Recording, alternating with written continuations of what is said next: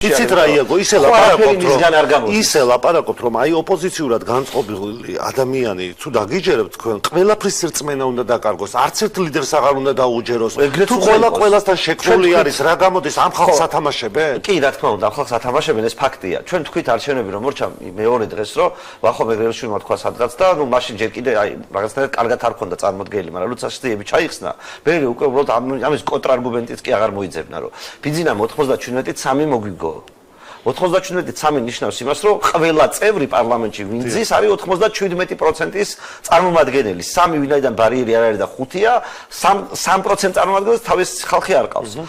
არჩევნების შედეგების შემთხვევაში რა მივიღეთ? ქოცემა დაიწერეს 54, მაგრამ მიიღეს მანდატების 100%. ანუ შინაარსობრივად ის ხალხით, რომელიც ქართული ოცნების საწინააღმდეგო არ დაიკარგოს და რაღაც დეგენერატორებს ლაპარაკობდნენ და რო აკვნენ, ამ ხალხმა სინამდვილეში თავისით შემოხაზა ქართული ოცნება. უბრალოდ 41-ის ნაცვლად 4-ს ხაზავდა, 1 აკლდებოდა, ან 5-ს ხაზავდა, ან 9-ს, ან 25-ს, მაგრამ შინაარსობრივად შედეგი ხო ის მიიღო, რასაც მიიღებდა ქოცები რო შემოეხაზა. სხვა არაფერი არ შეიცვლებოდა და ანუ ჩვენ უბრალოდ ასე ვუყურებთ ამ სიტუაციას, რომ მართლა ხალხს აი ყველაფრის წვენა უნდა ჩამოეშალოს.